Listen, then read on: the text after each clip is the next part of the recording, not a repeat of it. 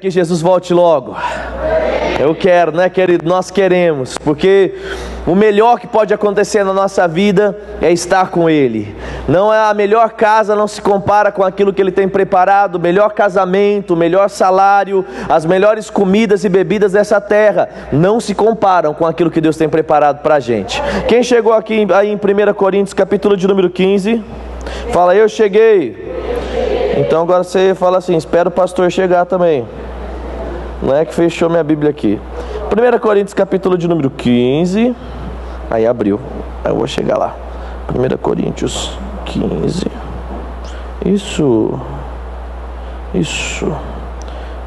Vamos lá então. 1 Coríntios, capítulo de número 15. Nós vamos ler a partir do verso de número 12. E ele diz assim, ó. Nós vamos ler bastante como semana passada, hein? E ele diz: ora, se prega que Cristo ressuscitou dentre os mortos, como dizem alguns dentre vós, que não há ressurreição então dos mortos. Se não há ressurreição dos mortos, também Cristo não ressuscitou. E se Cristo não ressuscitou, logo é vã a nossa pregação e também vã a nossa fé. Diga comigo assim: se Cristo não ressuscitou, vã é a nossa pregação e vã é a nossa fé. Sabe, irmãos, o cerne do Evangelho está exatamente nesse fato que antes não havia acontecido. Se eu e você somos salvos, é porque Cristo morreu, mas porque Ele ressuscitou. Muitas pessoas antes de Cristo já haviam morrido. Moisés havia morrido, Abraão havia morrido, muitos outros haviam morrido, mas nenhum como Jesus. A Bíblia diz no livro de Hebreus que Ele foi em tudo tentado, mas em nada Ele pecou. Colossenses diz que Ele é o primogênito dentre os mortos. Quando nós abrimos a nossa Bíblia lá no livro de Hebreus, capítulos 8, 9 e 10, vai falar sobre a aspersão lá no Santo dos Santos do sacrifício de Jesus. Eu e você estamos aqui, querido, porque um sangue foi derramado e pagou o preço para nós estarmos aqui. A Bíblia diz que não há remissão de pecados sem derramamento de sangue. Ou seja, um sangue precisou ser derramado. Qual o sangue? O sangue do Cordeiro, que em tudo foi tentado, mas em nada pecou. O sangue do Cordeiro, que ao terceiro dia ressuscitou. O fato dele ter ressuscitado, querido, fez dele aquele que era a conclusão das profecias. Ele era aquele que desde Gênesis estava falando sobre ele, aquele que seria filho de mulher, que viria semelhança de homem, aquilo que posteriormente Paulo fala em Filipenses 2, o Deus encarnado que abriu mão de sua glória e semelhante a um homem, se esvaziou, vindo em forma de homem a essa terra e se entregando por amor a nós. Quando nós estamos lendo aquilo que Paulo está começando a dizer, muitas pessoas naquele momento estavam falando que Cristo não ressuscitou. Se você for ler aquilo que as pessoas muitas vezes dizem, alguns cogitam, e até nos evangelhos é escrito, que as pessoas estavam falando que os discípulos haviam roubado o corpo de Jesus. Porque se os discípulos houvessem roubado o corpo de Jesus, então não era um milagre, era um roubo.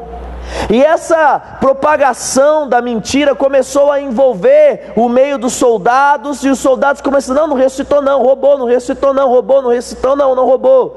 E isso, querido, só foi desmascarado porque em Atos capítulo de número 1 diz que Jesus ele veio e ele passou 40 dias com os seus discípulos. Diga comigo: Jesus passou 40 dias com os seus discípulos. Glória a Deus. Então, querido, por que nós temos a certeza de que Ele ressuscitou? Porque Ele morreu, ressuscitou, mas Ele voltou. Ele fez prova. Quantos lembram de Tomé aqui? Você lembra de Tomé? Ele, de repente, a Bíblia diz que eles estavam guardados dentro de uma casa, as paredes fechadas, portas trancadas, e Jesus aparece no meio deles. E aí Jesus se apresenta como sendo o Senhor, e Tomé fala assim: eu só acredito se eu tocar. E Jesus fala assim: tá bom, Tomé, então toca. E aí você conhece aquela conclusão que Jesus dá, né? E ele fala assim: bem-aventurado aqueles que não viram e creram. Sabe, meu irmão, Jesus começa a se apresentar, Jesus começa a mostrar que era real a ressurreição. Jesus começa a mostrar que era possível uma pessoa ser morta, mas ela receber um corpo cheio de vida, um corpo que não mais teria um encontro com a morte, um corpo que viveria eternamente. Quando nós começamos a ver, e nós lemos um pouco na semana passada, nós começamos a ver o sermão ali do Monte das Oliveiras, e Jesus começa a falar várias coisas acerca da sua volta, e uma delas ele fala que o templo seria destruído, que ele começa a anunciar coisas que aconteceriam, e nós sabemos que depois o exército romano, anos depois, acaba destruindo o templo, e ele começa falando sobre várias coisas que estariam acontecendo nos últimos dias. E nós vimos na semana passada que nós estamos vivendo os últimos dias. Todas as coisas descritas, tanto em Lucas quanto em Mateus 4, no Sermão das Oliveiras, ali no capítulo de número 5, está acontecendo, querido. O amor está sendo influenciado, as nações estão se movimentando, o cerco a Israel está acontecendo, a promiscuidade no meio do povo está aumentando, a velocidade na propagação do Evangelho está acontecendo. Todas essas coisas são sinais de que o dia está próximo. Nós aprendemos um pouquinho na semana passada também, só para você recapitular, que você não vai viver a eternidade no céu, amém? Amém. Nós aprendemos, querido, que ao acontecer o arrebatamento, nós vamos passar um período no céu, mas como Apocalipse 19 diz, nós vamos descer, nós vamos reinar com Cristo durante 1000 anos, e depois vai acontecer Apocalipse 20, 21 e 22, e o novo céu e a nova terra vai ser estabelecida aqui onde nós estamos. A Jerusalém celestial vai descer, não vai existir mais sol, meu irmão, não vai ter que pagar mais conta de luz. Você pode dar glória a Deus por isso? Porque a Bíblia diz que a própria glória do Deus vivo vai iluminar essa terra. E Paulo está falando isso. Paulo falou assim: Jesus ressuscitou sim. Porque, querido, se Jesus não ressuscitou, nós também não vamos ressuscitar. E as pessoas estavam querendo o quê? Minar a razão da fé. As pessoas estavam falando assim: ó, o negócio é o seguinte, é mentira o que aconteceu com Jesus, então tira o cavalinho da chuva, porque ele não vai voltar, porque os mortos não vão ressuscitar, e aqueles que estão vivos em Cristo não vão ser transformados. E Paulo começa nesse capítulo de número 15, provar algo contra isso. Ele começa a falar: como pode eles falarem isso? Cristo ressuscitou sim. Diga comigo: Cristo ressuscitou sim. Porque, querido, se ele ressuscitou, nós também vamos ressuscitar. Vai comigo para Colossenses capítulo de número 1, verso de número 18. Eu quero ler um texto com você lá. E nós vamos falar um pouquinho desse processo que vai nos fazer, porque eu creio que nós vamos estar aqui quando Jesus voltar, esse processo de arrebatamento, algo quando a igreja vai ser tirada desse lugar, vai ser tirada dessa terra e ser levada para com o Senhor. Colossenses capítulo de número 1, verso de número 18, ele diz assim, ó: Ele é a cabeça do corpo da igreja, Ele é o princípio e o primogênito dentre os mortos. Diga: primogênito entre os mortos. E ele continua: para quem todas as coisas tenha a primazia. Então entenda, irmãos, ele não é o unigênito dentre os mortos, ele é o primogênito. O primogênito é o primeiro. Se existe um primogênito, então é porque vai existir o segundo, o terceiro, o quarto, o quinto e os milhares sucessivamente. Então nós precisamos entender o quê? O que aconteceu com Jesus. O milagre da ressurreição que ele passou não é algo que terminou com ele, é algo que começou com ele. Todos aqueles que morreram em Cristo, em algum momento de suas vidas, e nós vamos ler agora em 1 Tessalonicenses 4, vão passar por esse processo, vão receber um corpo glorificado, vão receber um corpo, querido, cheio de incorruptibilidade e revestido de imortalidade. Aleluia! Nós não vamos morrer mais, queridos. Vai comigo para 1 Tessalonicenses, capítulo de número 4. 1 Tessalonicenses, capítulo de número 4. Então aí você fala assim: Leandro, eu vou habitar com Cristo nesse corpo? Não, o seu corpo vai ser transformado. É bem provável, irmãos, que existam semelhanças físicas quando nós falamos sobre o corpo que nós vamos ter no céu. Porque quando você lê em Lucas, capítulo de número 15, ali conta aquela história, Jesus falando sobre o rico e o Lázaro. Diz que eles estavam no Hades, um do lado do seio de Abraão e o outro na parte de sofrimento. E de repente o rico olha para Lázaro e diz que ele reconhece Lázaro. E ele fala: Abraão, deixa com que Lázaro toque a ponta do dedo dele na minha boca com água, porque o calor aqui é incessante. Então, se o rico reconheceu a Lázaro, existiam características no corpo que Lázaro ali possuía para que ele pudesse lembrar. Amém ou não amém? E quando nós continuamos lendo, Lucas no caso, quando ele fala sobre esse acontecimento do rico e do Lázaro, você vai ver lá que o rico ele vai falar assim: Abraão, deixa eu voltar e pregar para os meus entes queridos, para que eles não venham para esse mesmo lugar ruim que eu estou. Abraão fala assim: não, quem está aqui não vai para lá, e quem está de lá não vem para cá. Ou seja, não tem essa da assombração debaixo da sua cama. Não tem essa da pessoa que morreu anos atrás na sua casa te assombrar. Não tem essa de você ir lá numa sessão espírita e invocar o seu parente que morreu para falar com você. Fala para quem tem do seu lado, fala assim: quem morreu, morreu. Não dá, querido. Abraão fala para o rico: não dá, quem está lá, está lá. Eles têm os profetas, eles têm a lei. Se eles não ouvirem a lei nem os profetas, muito menos vão acreditar que você ressuscitou. Então, irmãos, é bem provável que tenham semelhanças físicas, e é bem provável também que nós venhamos lembrar das coisas, como nós citamos aqui agora de uma forma bem rápida. 1 Tessalonicenses, capítulo de número 4, eu quero ler com você a partir do verso de número 13.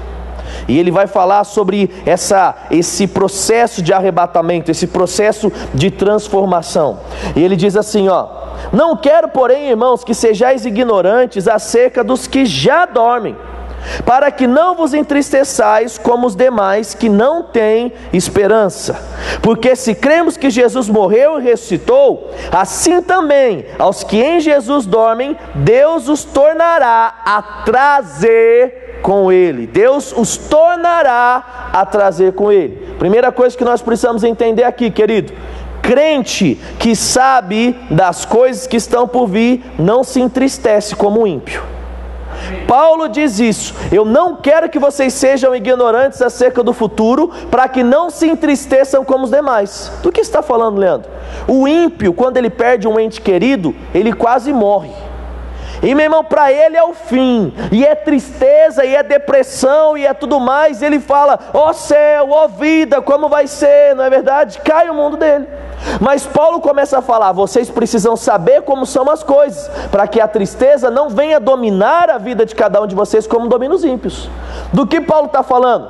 Ele está falando da certeza de que quem morre com Cristo, querido, não vai perecer, mas vai desfrutar de algo melhor. Ele começa a falar da certeza de que nós, quando somos separados de uma pessoa, de um ente querido, de um amigo, de um conhecido, não é uma separação eterna, mas é uma separação momentânea, porque todos aqueles que morrem com Cristo vão reinar e vão viver uma eternidade com Cristo. Aleluia. Então, assim, nós podemos ficar tristes quando uma pessoa morre? Sim, querido. É como se algo tivesse sido tirado de nós. Nós temos uma pessoa que nós amamos, nós temos uma pessoa que nós temos um afeto, filhos, irmãos, esposa, pai, mãe, mas a certeza, querido, de que eles estão num lugar melhor, isso deve consolar o nosso coração. A certeza de que eles já estão desfrutando de algo que um dia nós vamos desfrutar, tem que gerar, querido, uma alegria que vai se sobressair a tristeza do nosso coração. Aquela convicção, querido, de que ele já está lá e ninguém pode roubar essa bênção dele e dela, querido, isso precisa estar o tempo todo latente ao nosso coração. E Paulo fala assim: não se entristeça como os demais, porque aqueles que morreram com Cristo vão voltar com Ele. Aleluia! Vai vir, querido, de repente a gente aqui no abrir e fechar de olhos que nós vamos ler, e a gente já vê o nosso irmão, o nosso tio, o nosso pai, a nossa mãe, todo mundo lá, a gente se encontra com eles e a gente vai desfrutar das coisas. Calma que a gente já vai ler. E ele continua assim no verso número 15: dize-vos, pois, isto pela palavra do Senhor, que nós que ficarmos vivos para a vinda do Senhor, não precederemos os que dormem. Então diga assim, ó, quem estiver vivo, não vai ir na frente. Beleza. E aí, meu irmão, ele começa no verso 16, dizer assim, ó: porque o mesmo Senhor descerá do céu com alarido, e com voz de arcanjo, e com trombeta de Deus, e aos que morreram em Cristo ressuscitarão primeiro.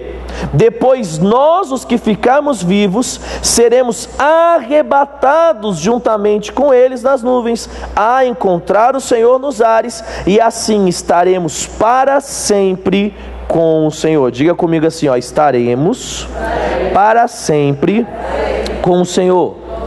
Então entenda algo, irmão. Uma vez no céu, meu irmão, já era, tá tudo feito, você tá bem na fita. Morreu, acordou, viu o capeta, meu irmão, chora. Não é porque o seu futuro tá ali. Então, querido, nós temos a certeza que Jesus está no nosso coração e nós vamos para o céu, amém? Então, só para você entender como vai acontecer aquilo que está em 1 Coríntios 15, 52. Vai lá comigo. E aí eu vou juntar e vou explicar tudo isso. 1 Coríntios 15, volta lá comigo. 15, 52. E aí você já vai entender tudo agora.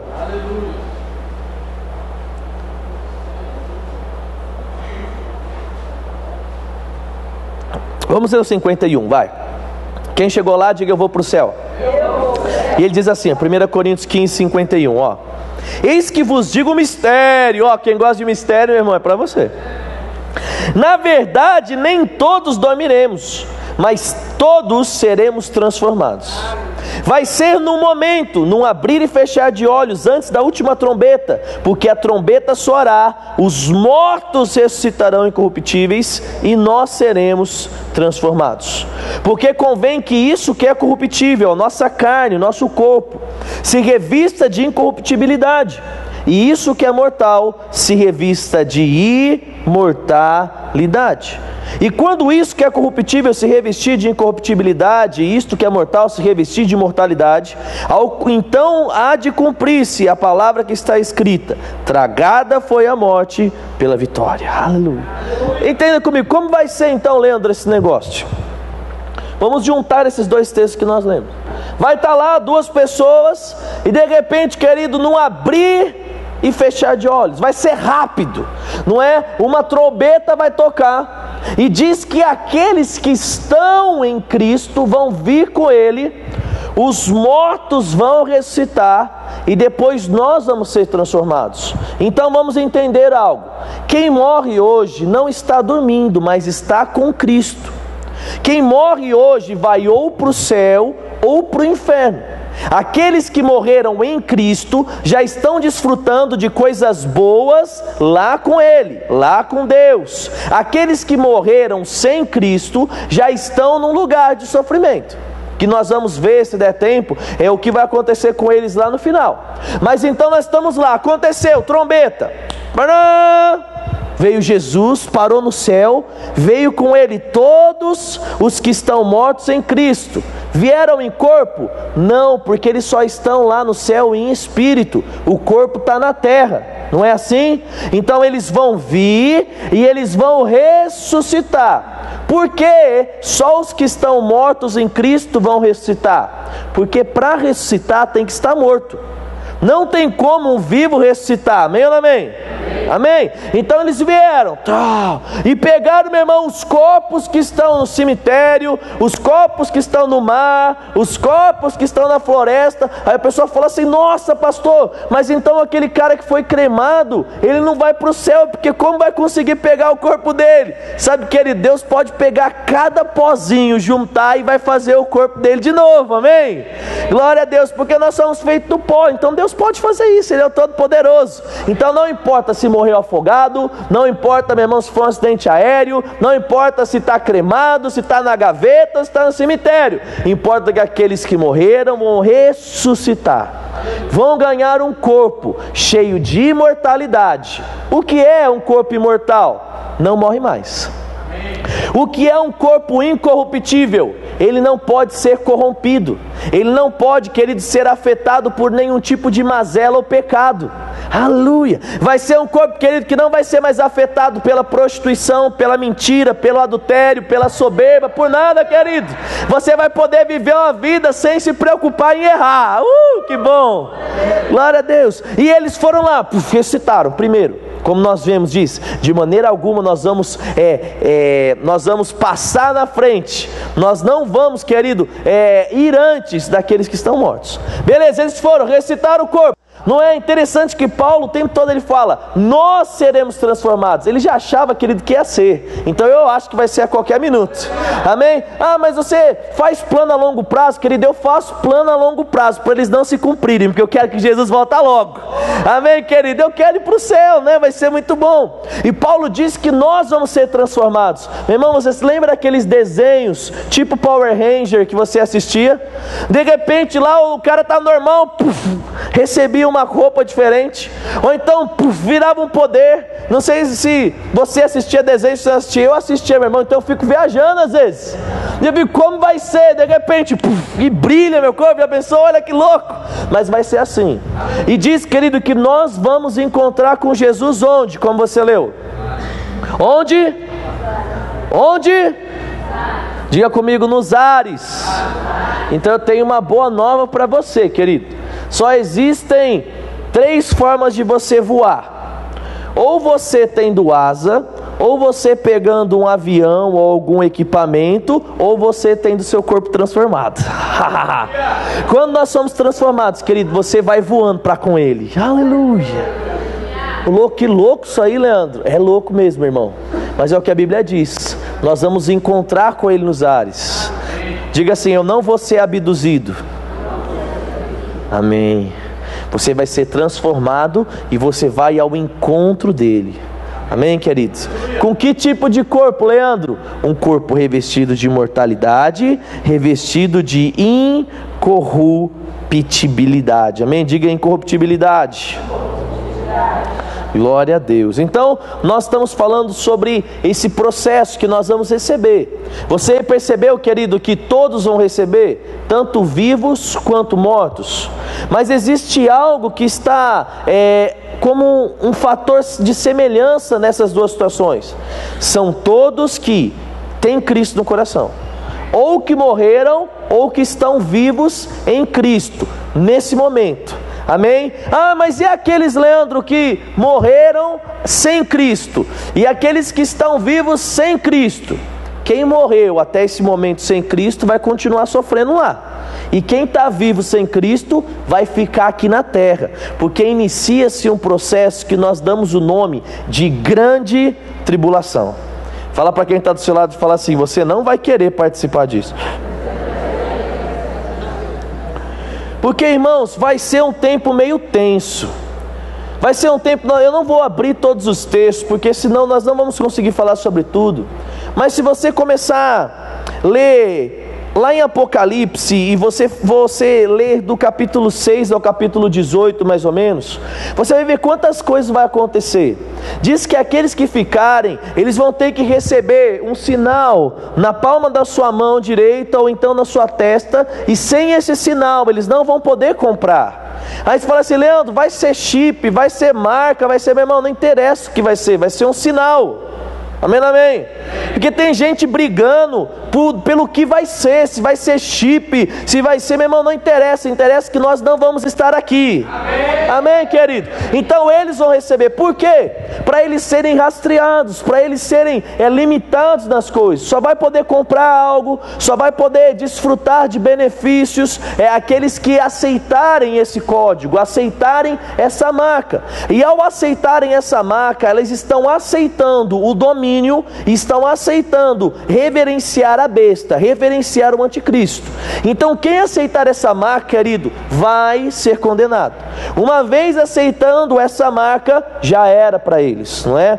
E você vai ler depois em Apocalipse com mais tempo, e você vai ver, querido, que muitas coisas ruins, selos vão ser abertos, cavaleiros vão ser lançados, doenças, pestes, fome. Diz que vai ter um momento em um dos cavaleiros que vão ser libertados, o negócio vai ficar tão tenso que as pessoas vão procurar a morte, não vai achar, porque a habilidade de morrer vai ser tirada, querido. Então você imagina a pessoa tentando se matar e não dá, porque, meu irmão, e ela ficando cada vez com mais dor e agonia, sem ter o que comer, mas não consegue morrer, vai ser ruim demais, irmão.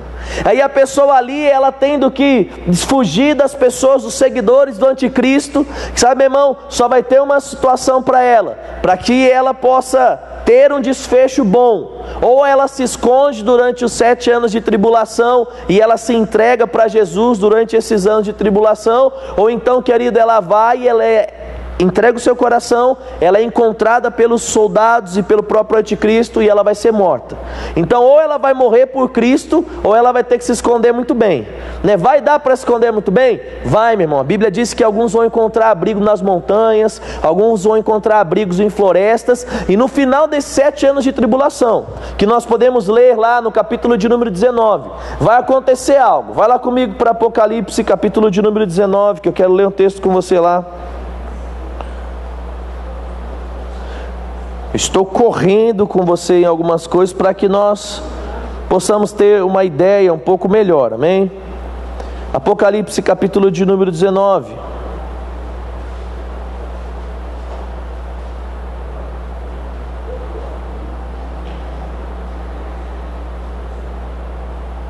Chegou lá comigo? E ele diz assim, a partir do verso número 1. Quando é Apocalipse 19? Ao fim dados 7 anos, amém? Então até Apocalipse 18, do 6 ao 18, fala dos 7 anos de tribulação. Eu não vou entrar nos detalhes disso, irmãos, porque para nós não é importante, porque nós não vamos estar aqui, amém? Tem muitas pessoas que elas ficam estudando esses capítulos, né, do 6 ao 18, e elas querem entender como vai ser o cavalo, como vai ser isso, é um cavalo, não é? E aí as pragas, como vai ser? Eu não quero nem saber, eu vou estar no céu. Então deixa para quem vai estar aqui se lascar com as coisas que vão acontecer aqui, não é? Entenda o que eu quis dizer com se lascar. Apocalipse capítulo 19, verso número 1, e ele diz assim, ó: e depois dessas coisas da tribulação, ouvi no céu como uma grande voz de uma grande multidão. Diga comigo assim, ó: grande multidão. Então, meu irmão, você vai ver o quê? Não está falando de pessoas condenadas, está falando da gente. Então quebra de uma vez por todas, querido, uma mentira que as pessoas falam. Tem pessoas que falam assim, ó, é muita gente no inferno e pouca gente no céu. Não, querido, é uma multidão que vai para o céu. Amém? Nós vamos pregar a palavra, nós estamos salvando pessoas, então o céu vai ter muita gente. Então diga comigo isso, diga: no céu vai ter uma grande multidão. Mas você fala, Leandro, mas a Bíblia diz que é estreito o caminho que conduz à salvação e é largo a perdição. Eu sei, querido, é mesmo. Mas a Bíblia diz que nós podemos vencer esse caminho difícil. Nós podemos vencer essas tentações da carne e escolher aquilo que é certo. Então vai ter muita gente que vai para o céu, irmão. E ele continua dizendo assim, ó: eis que dizia, aleluia! Salvação, glória e honra e poder pertencem ao Senhor nosso Deus, porque verdadeiros e justos são os seus juízos, pois julgou a grande prostituta, que havia corrompido a terra com a sua prostituição, e das mãos dela vingou o sangue dos seus servos. E outra vez disseram, aleluia! E a fumaça dela sobe para todo sempre. E os 24 anciãos e os 4 animais prostraram-se e adoraram a Deus que estava sentado no trono, dizendo, amém, aleluia. Verso número 5 diz, e saiu uma voz do trono que dizia, louvai o nosso Deus, vós todos os seus servos, e vós que o temeis, assim tanto pequenos como grandes. E ouvi como que a voz de uma grande multidão, e como que a voz de muitas águas, e como que a voz de grandes trovões, que dizia, aleluia. Irmão, olha o tanto de aleluia que está escrito aqui. Sabe, fala para quem está do seu lado, fala assim, irmão, você precisa começar a treinar o aleluia. Sabe, irmão, tem muito aleluia no céu, tem muito glória, não é? Então treine, irmão. Eu vou contar até 3, você dá um aleluia bem forte. Então 1, 2, 3 e aleluia. É assim, querido, crente é assim, não é? E ele continua dizendo, olha Deus falando aleluia, olha que legal, não é? E aí você continua lendo comigo no verso de número 6 de novo, vamos ler.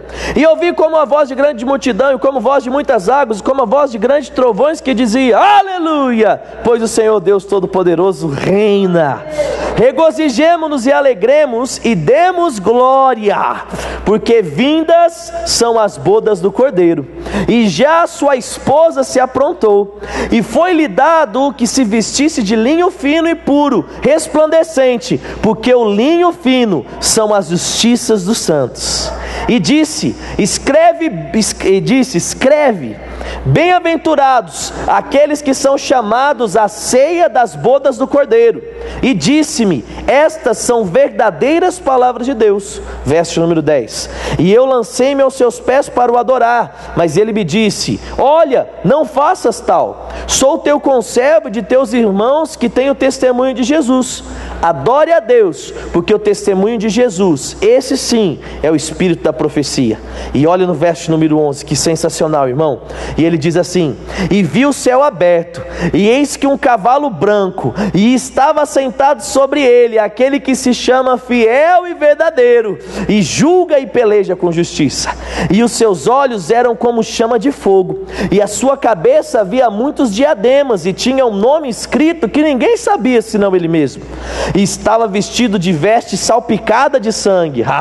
E o seu nome pelo qual se chama é a Palavra de Deus. Quem lembra, querido, aquilo que está escrito em João 1? No princípio era o Verbo estava com Deus e o Verbo era Deus. Jesus é chamado da Palavra de Deus. Quem é que está vindo com os olhos como chama de fogo? Jesus. Aleluia.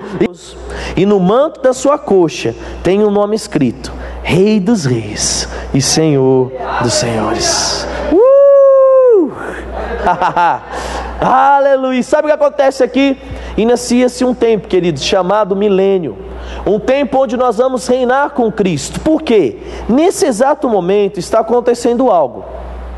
As nações aqui, elas estão sendo subjugadas para serem reinadas. Satanás, ele está sendo preso, seus demônios estão sendo presos, e eles vão permanecer assim até no final do milênio, quando vai acontecer um evento que nós conhecemos como Tribunal do Trono Branco.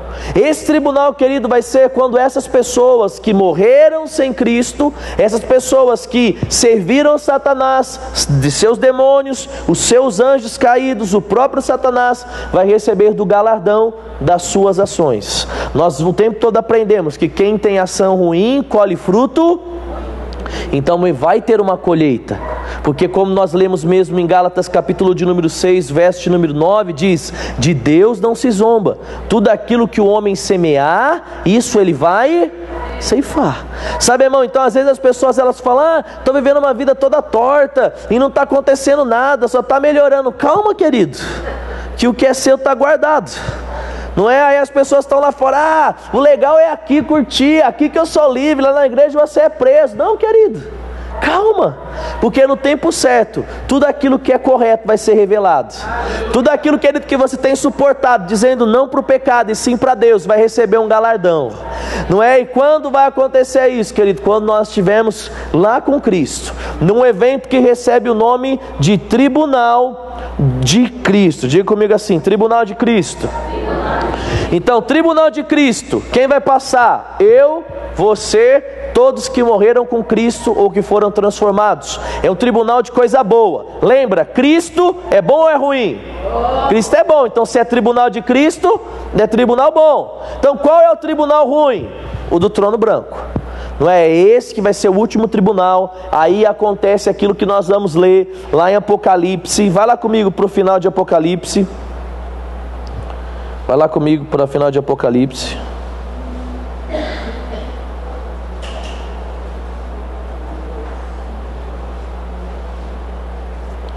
Como nós já lemos ali Apocalipse, vamos aproveitar o embalo, né?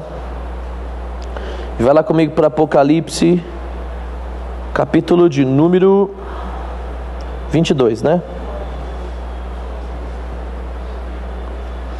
Apocalipse 22, verso número 1. E ele diz assim, ó: aqui então, onde é, querido? Depois do milênio, tá bom? Acabou, então, ó, aconteceu a tribulação, Apocalipse 19, nós viemos.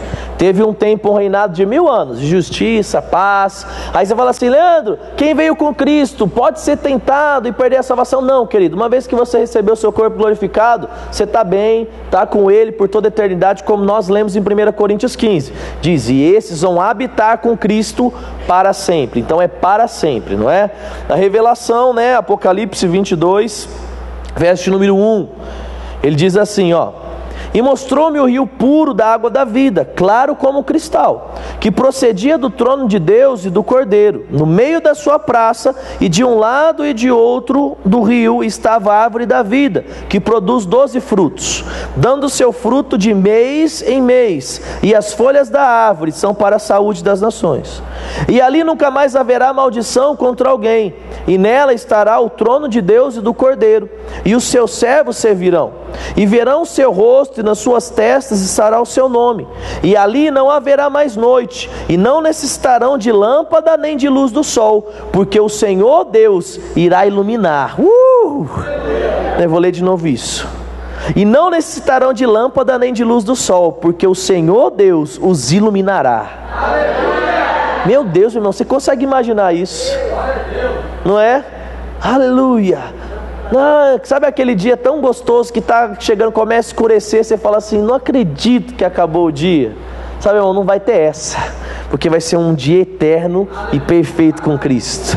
Aleluia. E ele continua dizendo: e reinarão com ele para quando? Reinarão com ele quando?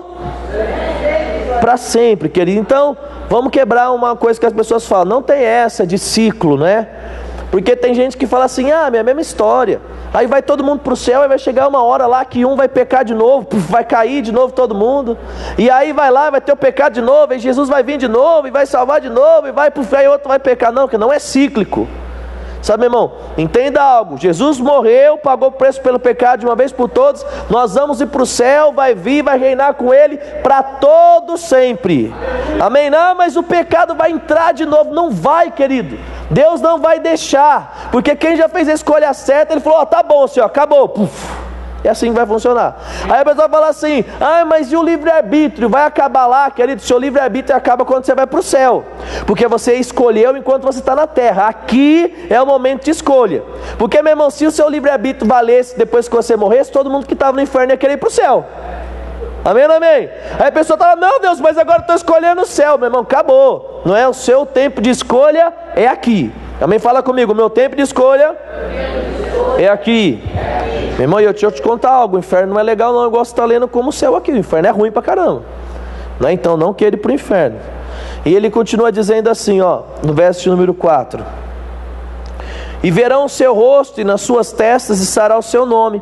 E ali não haverá mais noite, não necessitarão de lâmpada nem luz do sol, porque o Senhor iluminará e reinará sobre... reinarão para todo sempre com eles. Verso 6: e disse-me: essas palavras são fiéis e verdadeiras, e o Senhor Deus dos santos profetas enviou o seu anjo para mostrar aos seus servos as coisas que em breve hão de acontecer. Aleluia. Eis que presto venho, bem-aventurado aquele que guarda as palavras da profecia desse livro. Eu, João, sou aquele que vi e ouvi essas coisas, e havendo-os ouvido e visto, prostrei-me aos pés do anjo que me mostrava para o adorar. E ele disse: olha, não faças tal, sou teu conservo, teu, de teus irmãos, dos profetas e daqueles que guardam as palavras desse livro. Adore apenas a Deus. Verso 10: e disse-me: não seles as palavras da profecia deste livro, porque próximo está o tempo. Quem é injusto, faça a injustiça ainda, e quem está sujo, suje-se ainda, e quem é justo, faça a justiça ainda, quem é santo, seja santificado ainda. Eis que venho, e o meu galardão está comigo, para dar a cada um a sua obra. Então diga comigo assim: cada um vai receber segundo as suas obras. Agora eu quero que você vá comigo, querido. Abre lá no livro de Coríntios. Eu quero ler um texto com você. 1 Coríntios, capítulo de número 3. E eu quero explicar o que ele está falando. Ele diz: o galardão vem comigo para dar a cada um as suas obras, né? Para dar a cada um segundo as suas obras. 1 Coríntios, capítulo de número 3. Então, meu irmão, Deus não erra pedido, amém? Quem é que já foi numa lanchonete, pediu algo e veio algo que você não queria? Já aconteceu com alguém? Sabe, irmão, tem gente que está nessa, vivendo uma vida toda promíscua e achando que vai do nada chegar lá e Deus fala assim: ufa, mandei você errado, era para você ir para o inferno, você está para o céu. Agora que você já está aqui, vai, desfruta disso. Não tem essa, irmão. Céu, céu para quem céu, e inferno, inferno para quem inferno. Amém? Quem vai para o céu? Amém. Glória a Deus. Quem vai tirar pessoas aí do inferno e vai conduzir para o céu? Amém, querido. Nós não vamos sozinhos, amém? 1 Coríntios, capítulo de número 3. Eu quero ler com você o verso número 8. Paulo vai falar a mesma coisa que João descreveu lá em Apocalipse 22. Ele diz assim, ora, o que planta e o que rega são um, mas cada um receberá o galardão segundo o seu trabalho. Porque nós somos cooperadores de Deus, e vós sois lavouras de Deus e edifícios de Deus, segundo a graça de Deus que me foi dada. Pois eu, como sábio arquiteto, fundamento, outro edifica sobre ele, mas veja cada um como edifica sobre ele. Olha para quem está do seu lado e fala assim, veja como você está edificando a sua vida, porque senão você vai chegar no céu. Fala para ele, senão você vai chegar no céu e vai ver o Leandro com um monte de galardão, e você vai querer ficar com inveja dele. Fala, inveja é pecado, não pode ter inveja no céu.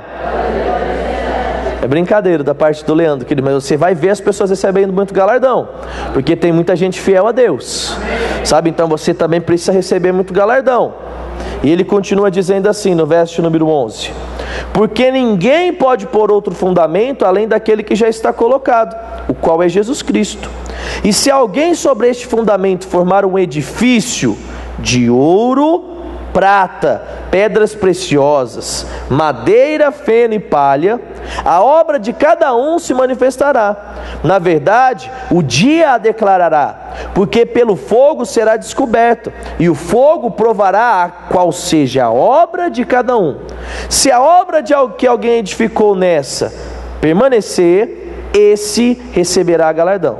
Se a obra de alguém queimar, esse sofrerá dano, mas o tal mesmo assim será salvo, todavia como pelo fogo. Vamos entender o que está acontecendo aqui.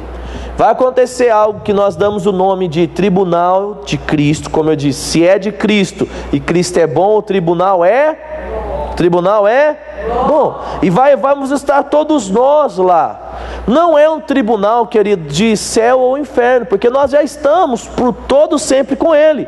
Como nós já lemos em 1 Coríntios 15, nós já recebemos um corpo glorificado, um corpo transformado, cheio de incorruptibilidade, cheio de imortalidade. Nós já recebemos isso, e isso não vai ser tirado de nós. Nós morremos em Cristo, nós somos transformados em Cristo, para reinar com Ele para sempre. Mas nesse momento vai acontecer um tribunal. Nós vamos estar ali, Ele vai estar diante de nós, e todas as nossas obras, as nossas atitudes, elas vão ser provadas pelo fogo. Percebe-se, querido, que ele fala 6 tipos de coisa. Ele diz que um tipo de obra, ele começa falando sobre ouro, prata e pedras preciosas. São coisas que não são consumidas pelo fogo, percebe? Ouro, prata e pedra preciosa. Só que ele fala sobre outros 3. Ele diz madeira, feno e palha. Meu irmão, eu sei o que é isso, porque quando eu estava brincando na casa da minha avó outra vez, eu coloquei fogo num negócio, a madeira, as coisas começou a pegar fogo, o quartinho começou a pegar fogo. Então madeira, feno e palha pega muito fogo e rápido, não é? E o que vai acontecer? Chegou lá, tem todas as nossas obras. Entendam o que, querido? Não são obras ruins. Nós estamos falando de obras boas, mas nós estamos falando de obras corretas.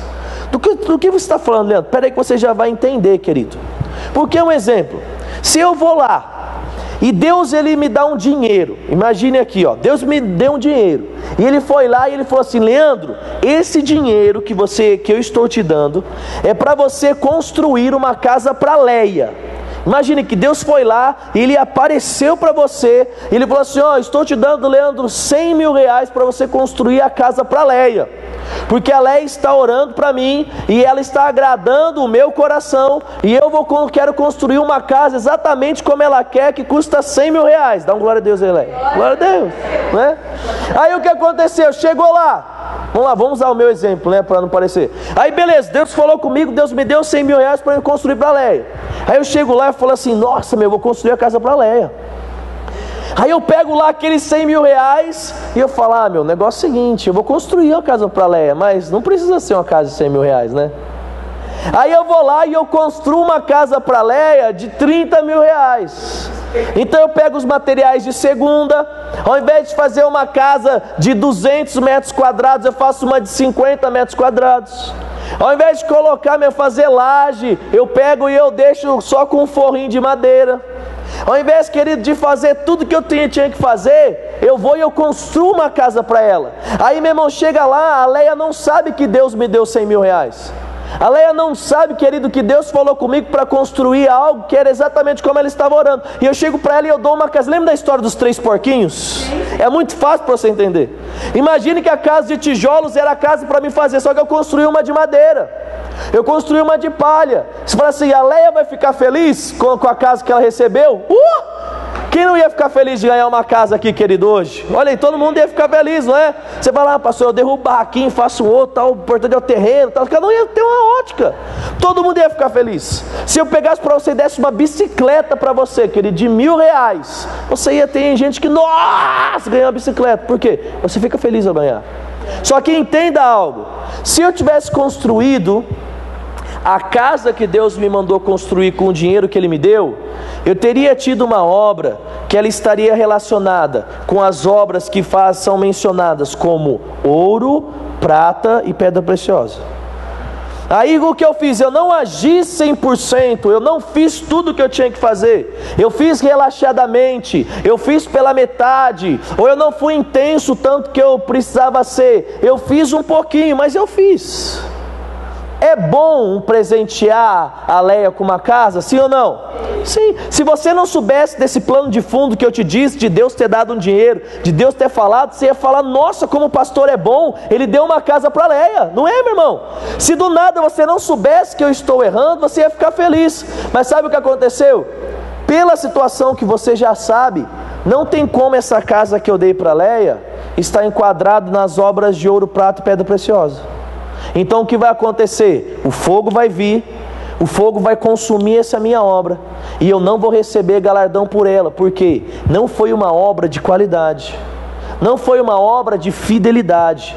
Porque o que vai determinar, querido, qual classe a sua obra está, é exatamente a fidelidade que você tem para com Deus. Fidelidade no seu propósito, fidelidade no seu chamado, fidelidade no seu lugar no corpo. Do que você está falando, Leandro? Sabe, irmão, é possível eu, como Leandro, pastor da igreja, chegar lá no tribunal de Cristo e todas as minhas obras serem de madeira, feno e palha. Aí todo mundo fala assim: nossa, está fazendo as coisas, é a igreja, isso. Aí eu vou lá, estou para o céu, só que todas as minhas obras são de madeira, feno e palha. Por quê? Eu posso fazer relaxadamente. Eu posso não ser fiel e não ser intenso da forma que Deus está me dando, mas eu posso também chegar lá, meu irmão, e olhar e ver o diácono que está lá, que nunca pregou e nunca ensinou aqui na frente, e o cara só ter obra, querido, caracterizada como ouro, prata e pedra preciosa. Porque o segredo não é o que você faz de exposição, o segredo é o quanto você está sendo fiel àquilo que Deus pediu para você. Sabe, irmão, Deus às vezes Ele pode pedir para você só dar um copo d'água para uma pessoa. Quando você vai dar o copo d'água, querido, você está fazendo uma obra, e essa obra vai repercutir como um galardão. Se Ele pedir um copo d'água e você deu um copo d'água, bingo, querido, ouro, prata e pedra preciosa. Aleluia. Você está entendendo o que eu estou dizendo para você? Então, querido, está ligado com a fidelidade e não com a aparência, não com valores. Se Deus falou assim: dá R$1, e você deu R$1, querido, você vai receber ouro, prata e pedra preciosa com relação ao seu tipo. Se Deus pediu para você dar 1.000 e você deu 1.000, também ouro, prata e pedra preciosa. Sabe, a mesma ação de R$1, ela vai se repercutir, querido, num galardão daquele que teve a ação de 1000. Por quê? Porque o que vale é a sua fidelidade no momento que você está vivendo e no nível que você está vivendo. Amém ou não amém? Aí você fala assim, o outro deu R$1, e Deus mandou dar 1000, e eu só dei 50. Sabe, irmão, a minha obra vai entrar em madeira, feno e palha. Porque, lembra da história da viúva? Jesus estava olhando o gasofilácio, e ele vira e fala assim, essa mulher aqui, essa viúva, ela deu uma oferta melhor do que todos aqui. Porque ela deu de tudo quanto ela tinha, e os outros deram daquilo que sobrou. Então não é a quantidade, não é a expressão, não é o quanto brilha aos olhos das pessoas, não é o quanto você é famoso para as pessoas, querido, é o quanto você é fiel para com Deus.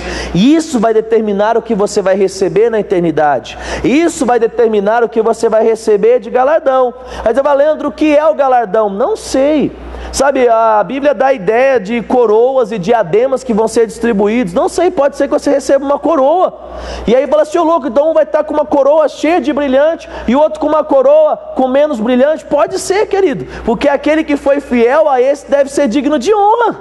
Não é? A Bíblia diz, a quem honra, honra. Aí você fala, então vai ter diferença no céu, querido? Quando nós chegamos lá, nós sabemos que algo vai ser tudo bom, mas nós sabemos que existe uma hierarquia. Existe o Pai, Filho e Espírito Santo, depois existem anjos, existem 24 anciãos, existem os 4 seres viventes, existe uma hierarquia.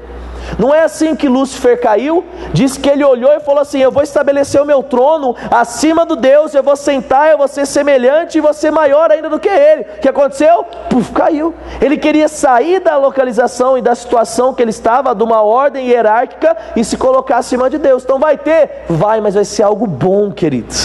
Diga comigo, o céu vai ser algo bom. Diga, o milênio vai ser algo bom. Diga, a eternidade vai ser algo bom. Primeiro, desejo de ter eternidade com Cristo.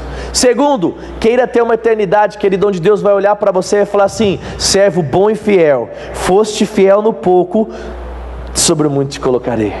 Sabe, Deus quer te parabenizar, Deus quer te dar o galardão nesse tribunal de Cristo.